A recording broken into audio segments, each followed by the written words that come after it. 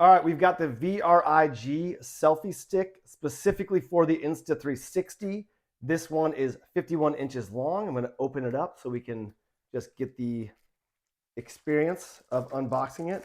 So right here we've got the adapter that is for the gonna go specifically for the GoPro.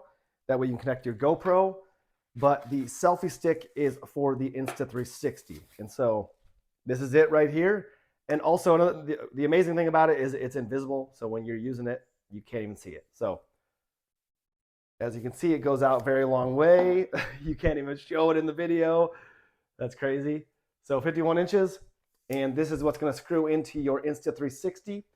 I do not have an Insta360, but I do have an adapter in an iPhone, which is not made for, but you can do whatever you want here. So we're going to connect it to the iPhone, to my iPhone really quick, and that's it.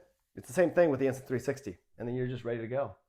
You want to record yourself, but not get the selfie stick because it's invisible. This is it right here. So that's it. Easy to use. Highly recommend it.